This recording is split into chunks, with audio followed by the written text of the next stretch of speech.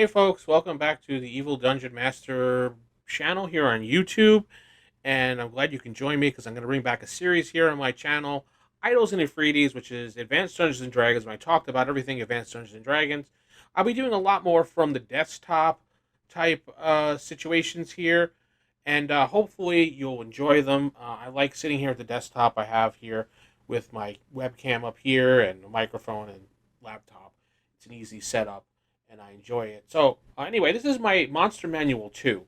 It's really beating the crap out of it, and it's falling apart. And here's, like, the cover. It's basically falling apart. I've had this for so many years, I just didn't feel like giving it up. It's one of those things you just carry from table to table to table when you move, and it's not as pristine as the other ones. I have a really good, nice copy on the shelf that I don't really touch, but anyway, don't forget to hit that like button and comment, subscribe to the channel if you're new here. And don't forget to go to theevildm.com where you can find out everything about me, the projects I'm working on, as well as the podcast that I do daily on Spotify and Apple Podcasts, which you can go to theevildm.com/podcast, and it'll bring you right to the Spotify. Or you can just sit here on YouTube and listen to it daily because it comes out 5 days a week. Anyway, today we're going to be talking about a creature here that I found in here that I don't think we ever talked about on Roll for Initiative. We may have when I did Roll for Initiative podcast. I mean, it was 11 years of stuff, so I don't really remember. But I know it's not on this YouTube channel, so it could be something new to some people out there. Who knows? We shall see.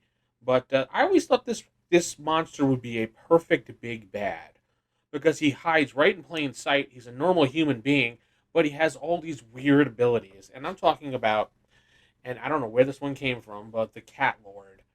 And as you can see, whoop, there goes my paper, blew right off the table. The Catlord, there's his picture. He has kind of like a a feline type look to his face.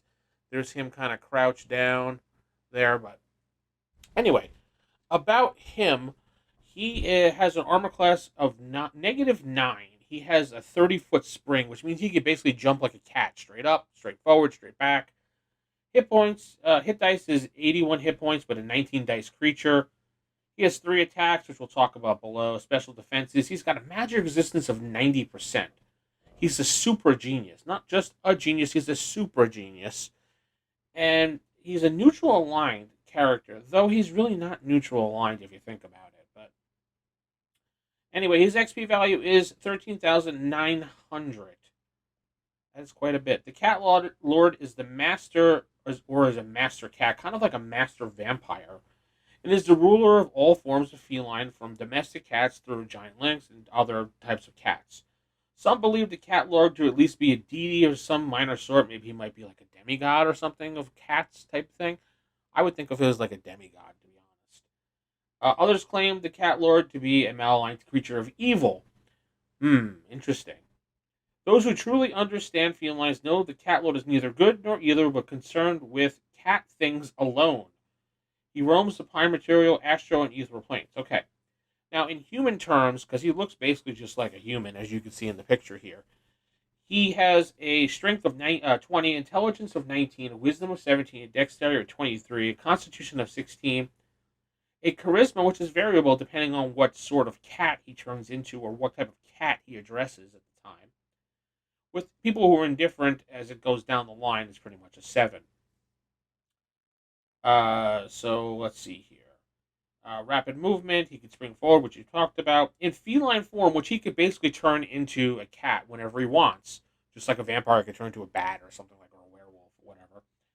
He has these attacks with his huge paws and teeth. They are magically sharp and inflict terrible wounds. Because of his speed and ferocity, the Cat Lord will always have his initiative in normal circumstances. On occasions, he will take human form, and then he will be a 19th level thief or a 13th level monk with all the abilities of whichever profession he chooses, with no need for tools, but with a movement rate of 27 inches and an armor class of -9 unchanged. In feline form, he can summon all these different cats. And I'll show you that up close. Come on, focus. There we go. He could summon all those different cats at will whenever he needs to, and they will come flying in. When he jumps back to human form, which he says he occasionally does. He can summon were-tigers, elfin cats, giant lynxes, and domestic cats. So he could basically do whatever he wants. He does have some spell-like abilities used one at a time per round and at will. So he's kind of like this badass demigod type cat, human type character. And I could see him being an extravagant account in the town, posing as a human count looking for maybe this precious gem or something that's hidden in some type of temple nearby, and he doesn't want to do it because, he's a cat lord and he's lazy, and cats are lazy. Yeah, we all know cats are lazy. If you've ever had a cat, they are lazy, so why not? He hires the group to go into there and clean it out and get back his cat's eye gem. We'll call it a cat's eye gem, just for laughs. And maybe every once in a while he does, kind of like those goofy things, like he says meow or meow now.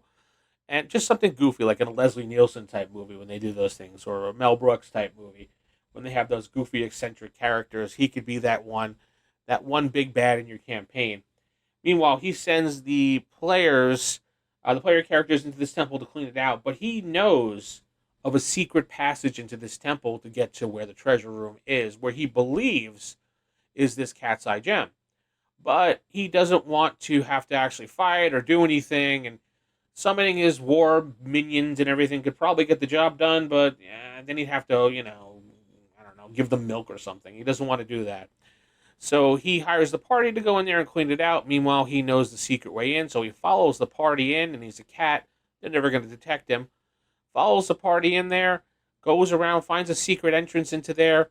While the party is taking care of everything, he steals that cat's eye, goes back around, and maybe as the party finds that there's no treasure left in there and they're coming out of there, he backstabs them by throwing and summoning in his were-tigers or giant lynxes or whatever, 1,000 different cats at him to attack the party, to screw them over, because why not? I just thought this would be really cool, Big Bad, because he's right there out in the front. You'd never know.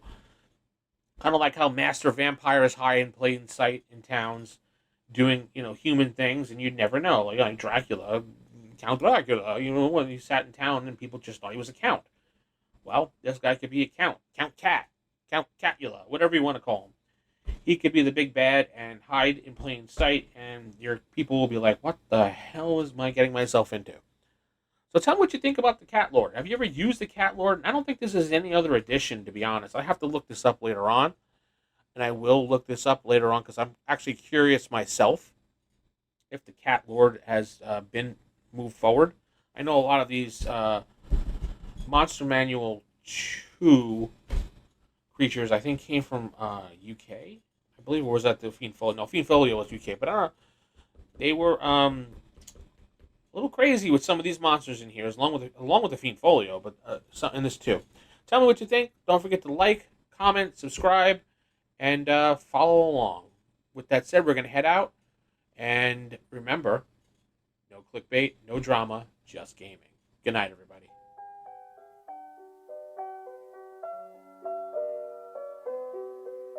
Don't ever laugh as the hearse goes by, for you may be the next to die. They wrap you up in a big white sheet, from your head down to your feet. They put